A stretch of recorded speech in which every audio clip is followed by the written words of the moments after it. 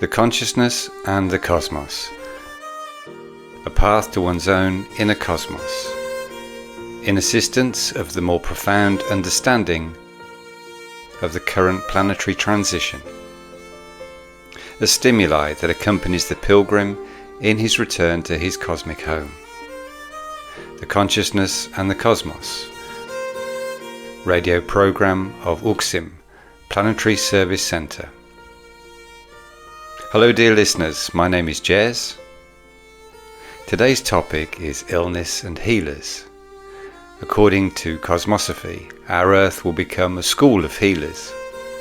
What is the role of the healer and illness in terms of Cosmosophy?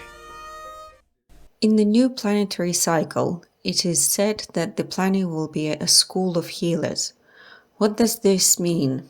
Escuela significa un campo de energía preparado para formar seres que provengan tanto de la misma Tierra, ¿sí? Quiere decir que van a ser seres que van a estar presentes en la Tierra. School means a field of energy prepared to form beings that will come from Earth itself. These beings will be present on the Earth as part of this ceremony of instruction, as well as beings that will come from different galactic sectors, because the Earth will be prepared to offer them learning with respect to the law of transmutation. When you speak of the Earth as a school of healers, you're saying it in a more understandable way, because in reality, healing is not the name for energy, which is what is hidden in healing. When we speak of healing on this planet, we speak of an aspect, a condition of the law of transmutation. The cure by itself, on a cosmic level, doesn't have a name or title, but we, by conditions of limitation, have been transmitted to us, revealed to us, to humanity, to a portion of humanity, that there is a lineage of healers.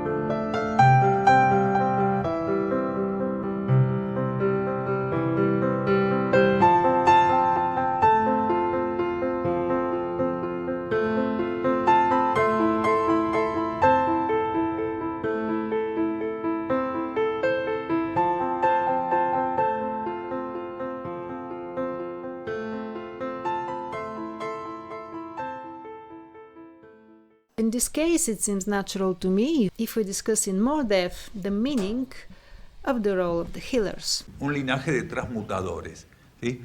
Entonces, cuando se habla de cura, se habla de transmutación. La cura es un aspecto acotado. A lineage of transmuters. The Earth is going to be a school of transmutation, where both the beings who are present here, some of the beings more than others, because it will depend on their inner relationship with transmutation, will be trained as transmuters, that is, healers, and others will come from other cosmic sectors, because the Earth will have the broad, flexible conditions to be able to operate as a nucleus of irradiation, of transmuting instruction for beings of different solar or cosmic conditions. What about the work that healers do? Por algún motivo se usó el término linaje curador o de curadores. Un curador genuino, maduro, ¿sí? Conducido por su conciencia interna. A genuine healer is a being who maturely belongs to the lineage of healers, which we have continually clarified in recent times, and that they are actually transmuters, because healing is an easy way for humanity to understand what we are talking about when we speak of lineage. So it is actually the lineage of the transmuters who on Earth are known as healers, because we have so much confusion as to what the cure is, that for some reason the term healer or the healing lineage was used. A genuine mature healer, guided by their inner consciousness and the monadic lineage demonstrates a selfless nature. They do not even need to come into contact with those who need their service, showing the depth of their commitment to their service and calling. Joel Goldsmith, for instance, would isolate himself in his New York office, immersed in silence, and be intuitively guided to the location of his consciousness. He would maintain this silence, allowing his inner obedience and the importance of ceremony to guide him to the one in need of his healing aura. This process, guided by his internal compass, was a testament to his advanced state of sublimation.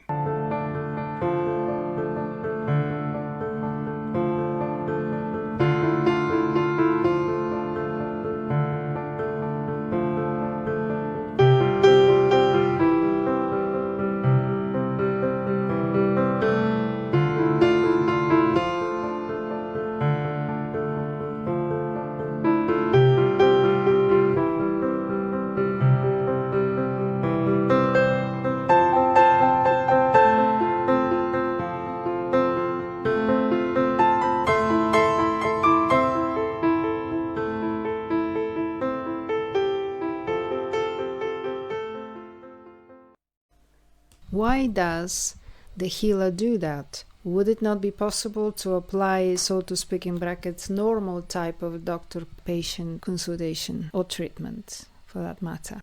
Lo primero que tiene que ser capaz de expresar un curador, porque el término sanador es engañoso. El proceso es de cura, porque la sanación puede involucrar el borrado de síntomas, pero no el borrado del origen del síntoma. This is why we say, as you rightly said, how can we tell the energy and ask it to do something? So energy is not omniscient. It doesn't know everything. It needs us to tell it what to do and when to do it. I mean, it's not omnipresent. It is somewhere else. And we tell it when to do it. It comes and does it. And it is not omnipotent. It needs us because it can't do anything by itself. In other words, we have such a primitive concept, so much of superstition, of cheap fetishism of what energy is and what healing is, that there are beings who are sure that without them a person cannot be cured. In the genuine, there are evolutionary levels. Let's describe it better. A genuine healer can be a healer whose monada at the cosmic level is in the second or third initiation. It is genuine. It can be genuine someone who is in the fifth initiation. It can be a genuine healer, someone who is in the sixth or in the seventh. That is to say, depending on the monadic initiation, it is the encompassing range and application of the lineage energy.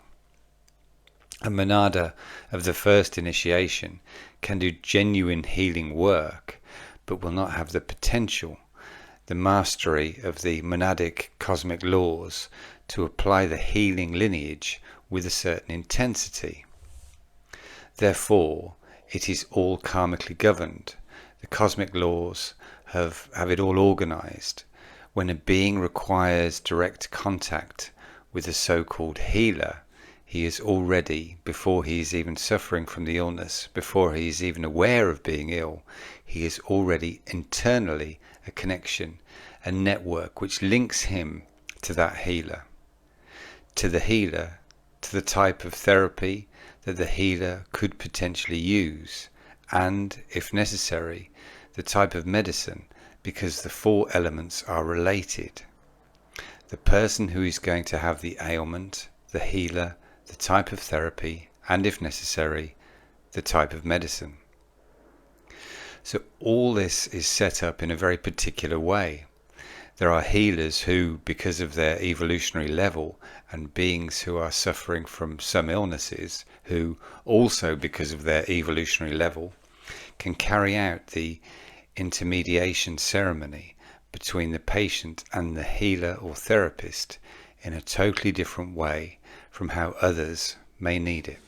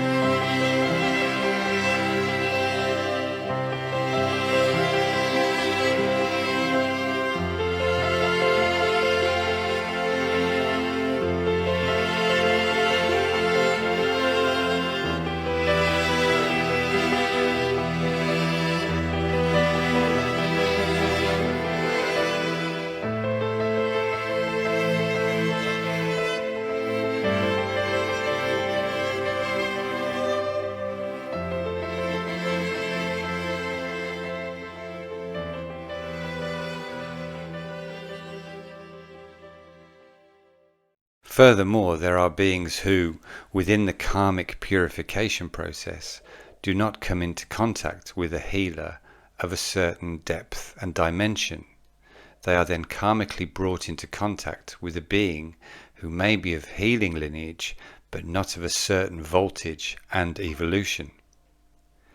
Because the process of applying and experiencing the cure and the illness are complementary purificatory aspects, there are beings who, in order to fulfill and go through the purificatory karmic process, requires experience with medicines that are also forceful in purificatory terms, if that is foreseen by the law of karma and the individual's own inner consciousness.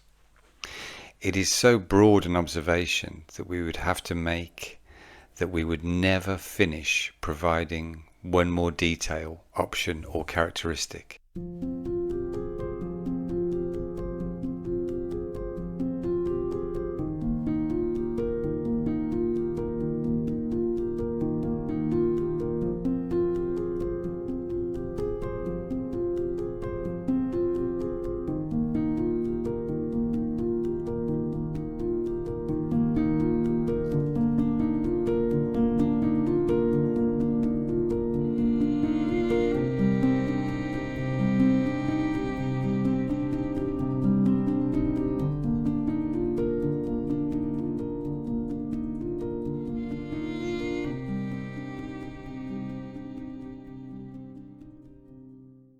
So certainly there are beings that karmically are never going to find a healer, a true healer, and they're going to go through different types of medicines and different therapies.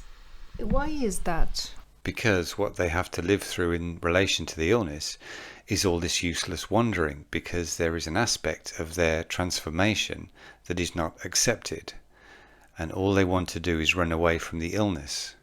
For those who want to run away from the illness, not accept it with gratitude and embrace it for what it is. Let's see, a closed person believes that illness exists. An open person knows that when it's expressed, it is not an illness. It's the first stage of the cure.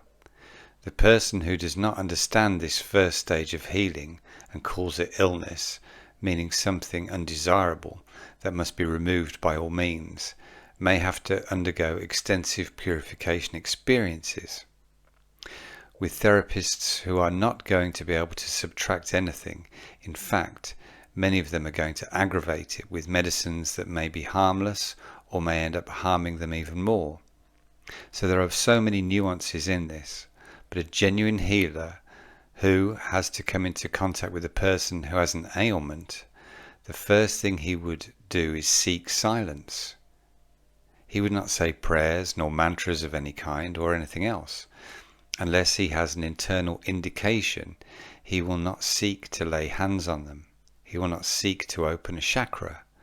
All of that is part of the old spiritual philosophical supercilious of the previous cycle.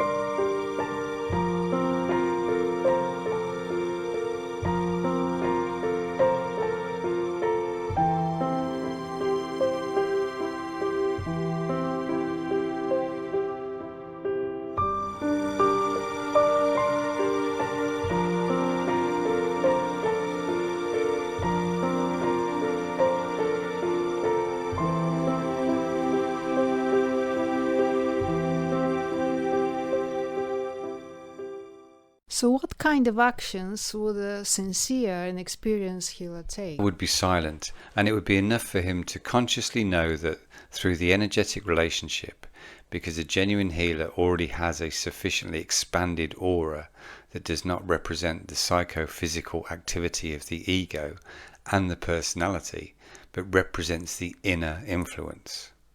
A mature, genuine, evolving healer, what he or she does when meeting the patient is to hold the patient in his or her aura, allowing the energy of the healing, the energy that the monad channels to the outer levels, to operate silently, without having any expectations, without promising anything, without wanting anything in particular, because he knows that he knows nothing.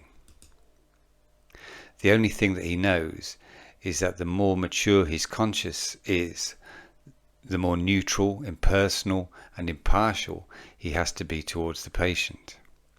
So a mature patient is taken to a mature healer because he has to have the courage to accept that he might not have medicine, that the healer might not even touch him, neither talk to him, and after half an hour or 2 hours, he says, "We'll go away quietly and come back in a month," if he tells him to come back.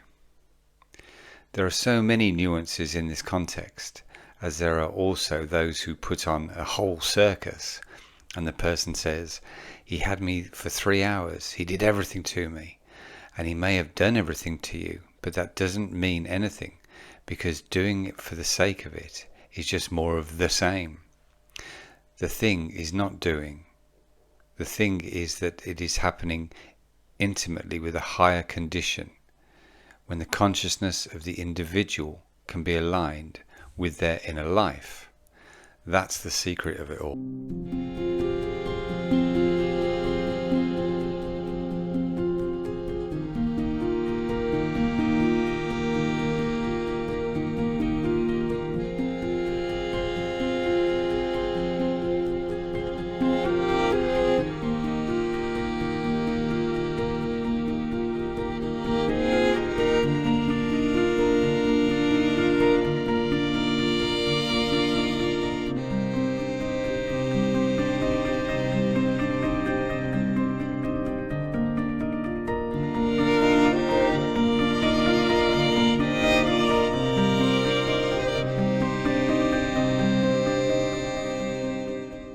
Would that apply in the other kingdoms that we have on our planet? Can healer operate with the mineral, animal and vegetable kingdom?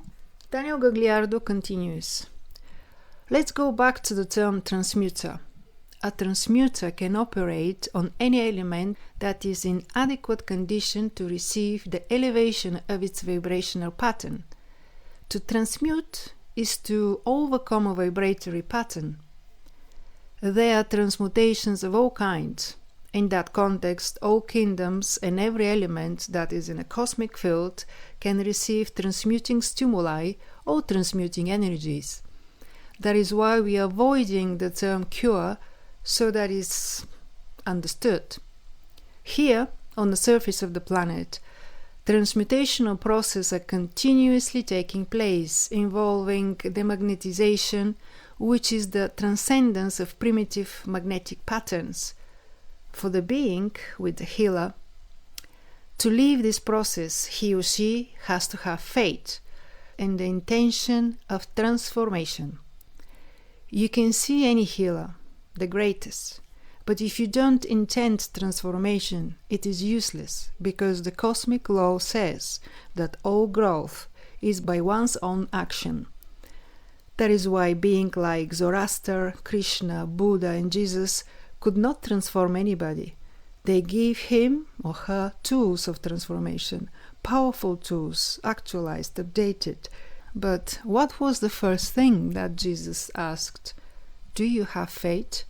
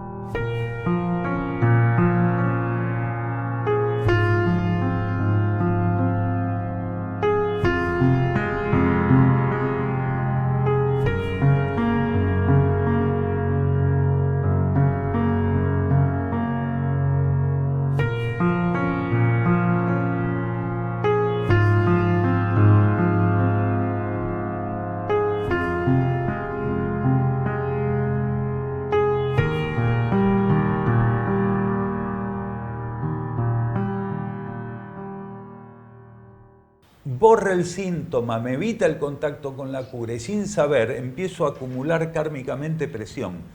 La causa de una dolencia está presente en un dispositivo, en una entidad vibratoria que se llama entidad de los átomos permanentes que están en el aura, en el campo energético del alma.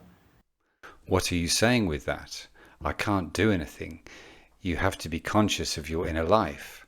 Faith is inner energy flowing over the consciousness. It is not a belief.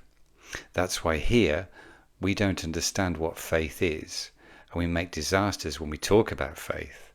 It is the inner relationship. It is the inner fluid feeding the consciousness. What Jesus was doing with his words, which had an enormous capacity to mobilize, was to say, do you have faith? Those who have faith allow themselves to become aware of that inner relationship at that moment. If the being responded with its consciousness, the relationship with its own inner life, and said yes, then the process was in the being's hands. Jesus was an alarm clock, but the alarm clock went off, and the one who had to get up was you. Transmutational processes are not casual. Let us suppose that we have a vibrationary condition at the psychophysical level, and we do all the work of searching and transformation anchored in our faith.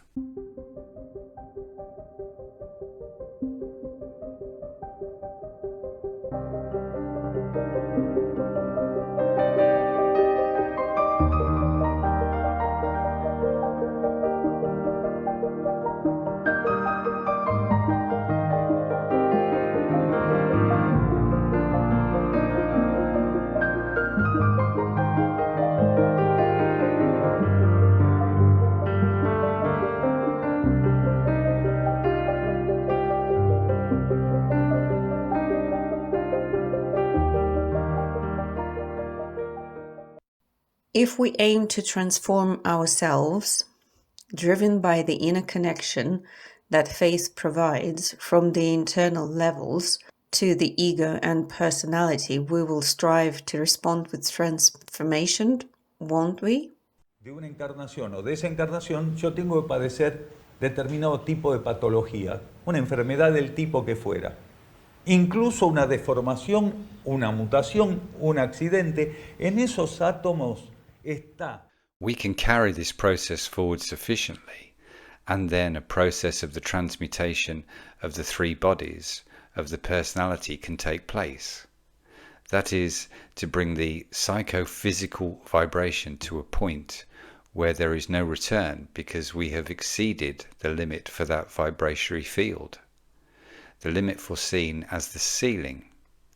When a being who is sufficiently transformed surpasses what was foreseen for that stage, gets close enough and remains stable enough, what does the inner energy do, protected by the process that the law of karma provides? It mutates the vibrational pattern of that context and can no longer go down from that vibration. It can go up and down, it can continue to fluctuate as an experience, but it will not go down from the point it reached.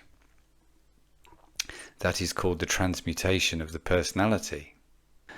Then we have the logoic transmutation, which is what is happening now, which is the moving of the planetary logo using the cosmic meaning of this terminology, logo and logoic, of the logos, that it represented the karmic regency for the planet in the male polarity, and the event with an ever more noticeable and deeper advance of a logo that is going to rule the planet directly under higher evolutionary law.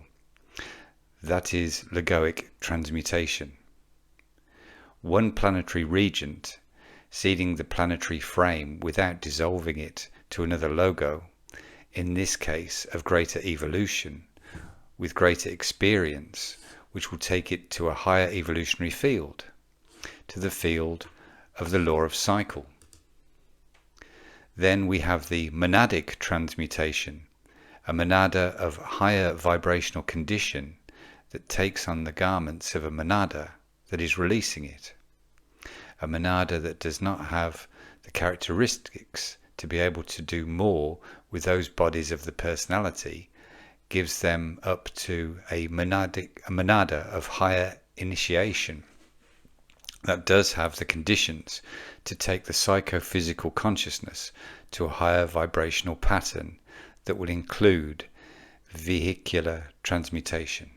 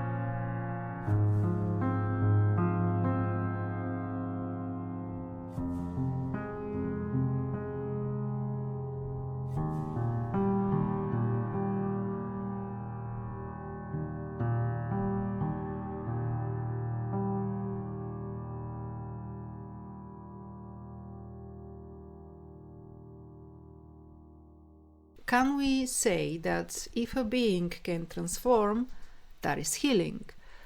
Because the transformation is really a way of talking about transmutation, or not?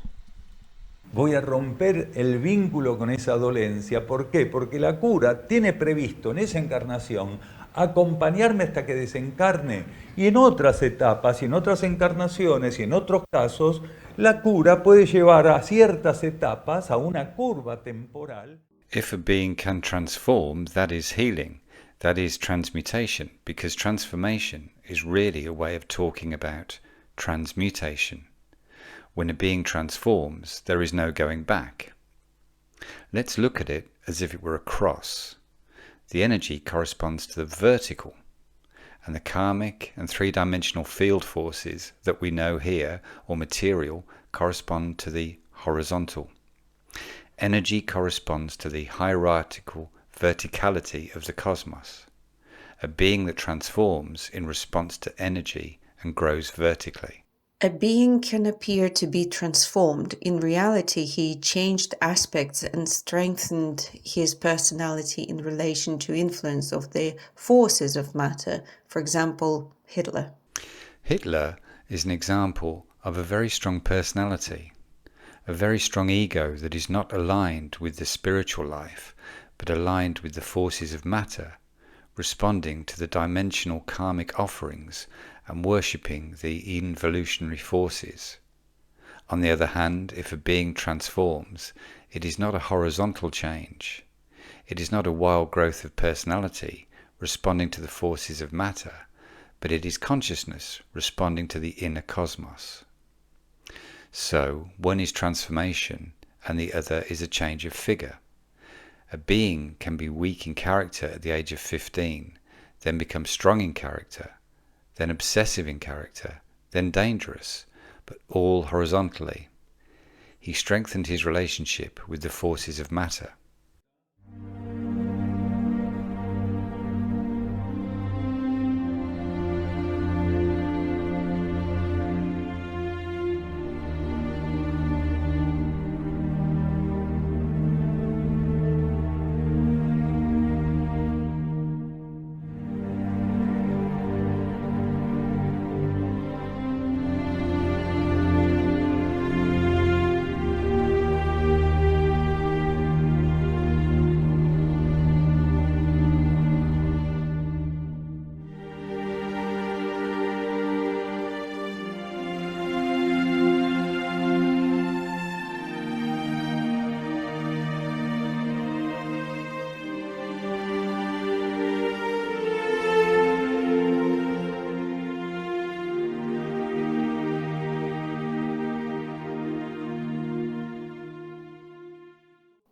could a being undergo an intimate process of healing? If so, how does he know it? Because it transforms itself. Healing without transformation is a lie. A being can overcome an illness without transforming. So he didn't live a cure, he only lived an alteration before a certain process that was in one of his three bodies, or in his three bodies. An illness can be mental, emotional, or physical, or in one of the two bodies, or in the three bodies.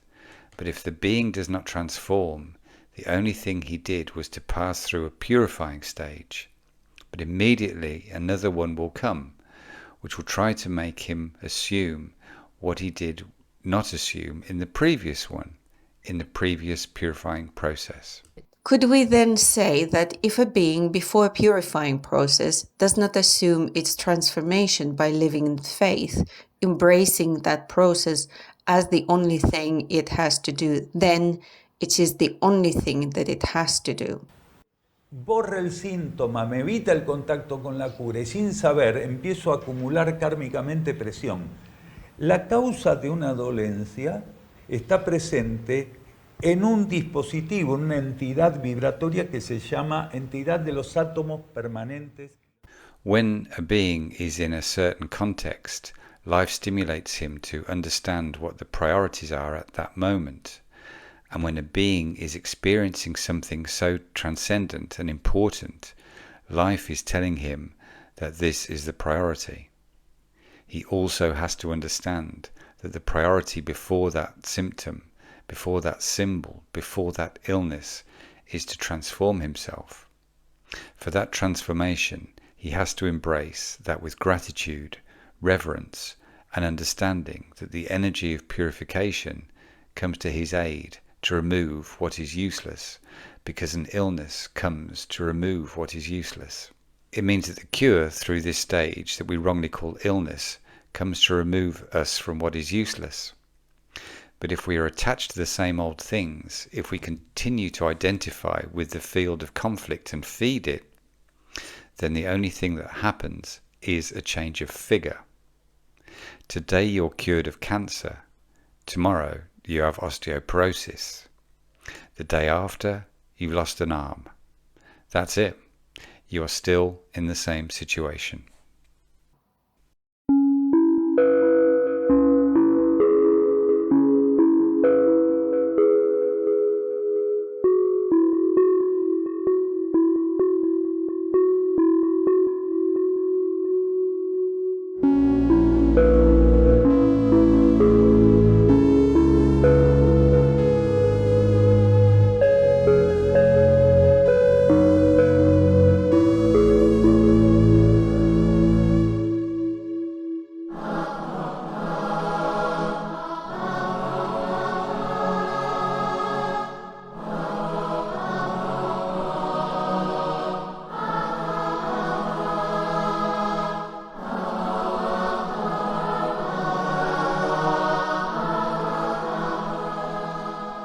When we said earlier that everything is magnetism, vibration and energy, does that change the way we vibrate? Vibration is everything.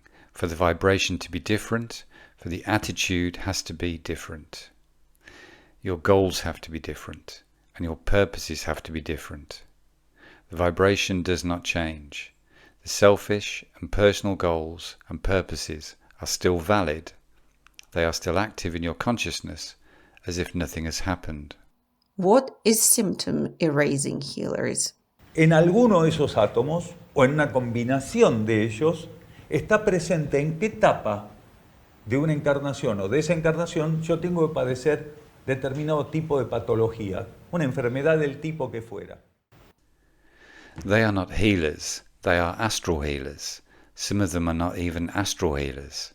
They are actually people who handle, in a very grotesque way, elements that are allopathic. There are allopathic drugs that apparently erase symptoms in a very effective way, long enough for you to pay a fortune and then burst like a toad. There are also astral healers, people who throughout history of mankind have played a major role. Now, in all of human history, it was not a mistake.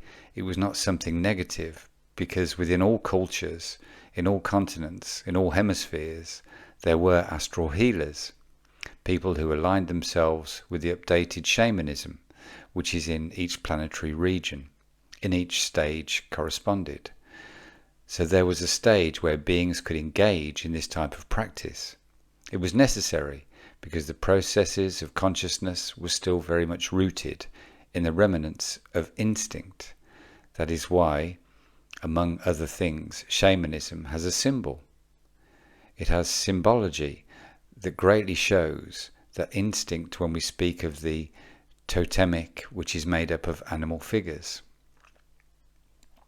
Animals and instinct are present in astral healing, in shamanism, whether it is from the tundra or Russian, Mongolian, Chinese, Indian, African or Andean shamanism. All of that has a support, and it had a why.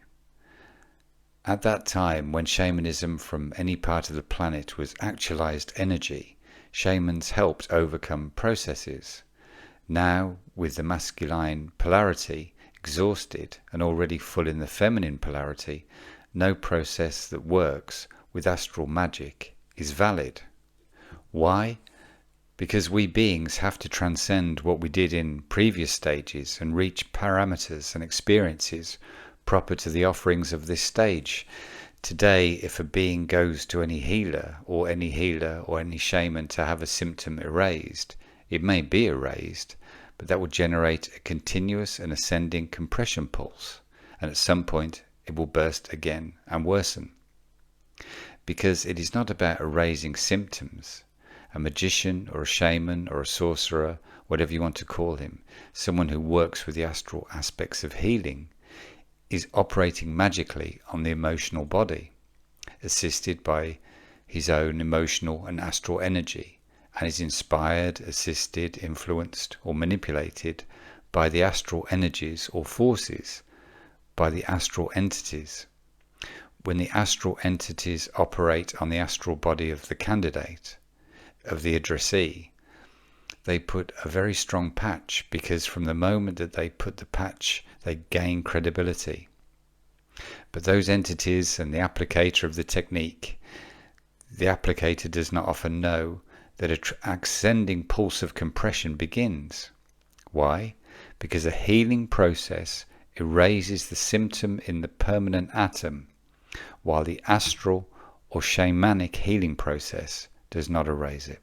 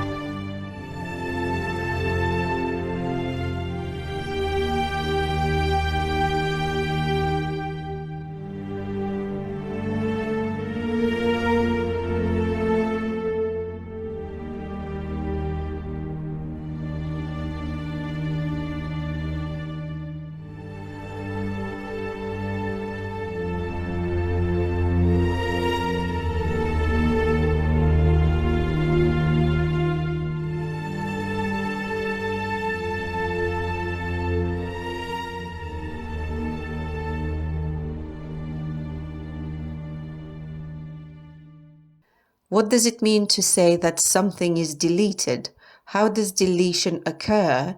Está previsto en esa etapa, que está ahí en el átomo permanente que corresponda, que va a emerger. Entonces, supongamos, en el campo etérico-físico, en el átomo etérico-físico, dice, a los 30 años va a...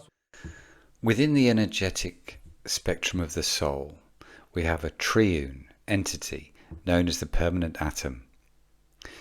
These three atoms have a mental counterpart which respond to the planetary mental laws, an emotional, astral counterpart, which respond to the planetary laws, and an etheric physical counterpart, which respond to the etheric physical laws.